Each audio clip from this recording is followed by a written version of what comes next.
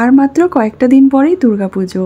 পুজোর আগে বাড়িতে প্রচুর কাজকর্ম থাকে, ঘর পরিষ্কার করা, সব কিছু কেচে কুচে পরিষ্কার করা। যদিও সারা বছরই ঘর গোছানো হয় আর ঘর পরিষ্কার করা হয়, তবে পুজোর আগে কিন্তু একটু এক্সট্রাভাবেই কাজকর্মগুলো করতে হয়, কারণ রান্নাঘরটা পরিষ্কার করতে বেশ অনেকটাই সময় লেগে যায়। তো সেই কারণে এই কটা দিন ঘরের কাজে খুবই ব্যস্ত হয়ে পড়েছি। সেই কারণে আপনাদের সাথে সেভাবে ব্লগগুলো শেয়ার করতে পারছি না।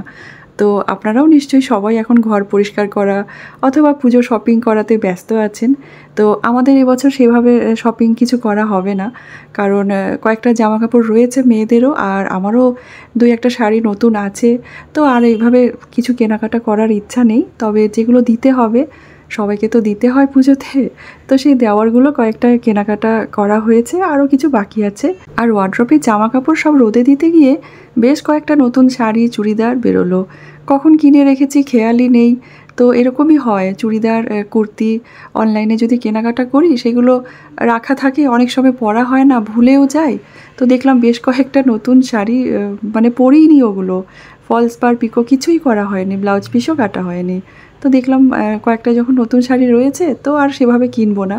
আর কয়েকটা গিফটে পেয়েছিলাম, শাড়ি চুড়িদারও আছে, তো নতুন আছে যখন, তো ওটা দিয়েই পুজোটা এবার চালিয়ে নেব। আর দিয়া দিশা নিয়েছে কয়েকটা কুর্তি, অনলাইনেই কেনাকাটা করেছে। আর একদিন বাজারে যাব, ওদের যদি আরও নেওয়ার থাকে তো ওরা নেবে আর কি। আর দেখতে দেখতে পুজোটা যেন 1 বছর কখন পেরিয়ে গেল কিছুই বুঝতে পারলাম না। তো সময়গুলো কিভাবে যেন চলে যাচ্ছে। আর গত বছর পুজোতে নিয়েছিলাম শাড়ি, কয়েকটা কুর্তি, সেইগুলোই পুরোটা পরা হয়নি, মানে কয়েকটা পরেছি আর কয়েকটা রাখাই ছিল। তো সব কিছু তো পরাও হয় না, কারণ পুজোতে আমরা সেভাবে প্রত্যেক দিন বেরোই না খুব একটা। আর আমার মানে ভিড়ের মধ্যে ঘুরে ঘুরে ঠাকুর দেখতে এগুলো একদমই ভালো লাগে না। তবে হ্যাঁ, মেয়েদের জন্য বেরোতে হয়, দিয়া দিশাকে নিয়ে 1 দিন কি 2 দিন বেরোই। তবে প্রত্যেক দিন মানে 4টে দিন পুজোর একেবারেই বেরোনো হয় না। সন্ধ্যেবেলাটা ওই ঘরেই থাকতে ভালোবাসি। আর বাড়ির সামনে, গত বছর তো আমি আমার আগের যে বাড়ি ছিল সেখানে ছিলাম, তো বাড়ির সামনেই পুজো হতো, তো পুজো মণ্ডপেই সময় কাটিয়ে দিয়েছিলাম। ওখানে বেশ 4 দিন ধরে খাওয়া দাওয়া সব কিছু হতো। প্রত্যেক দিন সকাল হলেই স্নান করে নতুন শাড়ি পরে একদম পুজো মণ্ডপে যেতাম, সবার সাথে বসতাম, আড্ডা মারতাম, গল্প করতাম, আর ওখানেই মণ্ডপেই খাওয়া দাওয়া হতো, তারপর বাড়ি চলে আসতাম। আর এবছর তো এখানে এসেছি, একেবারেই নতুন জায়গা।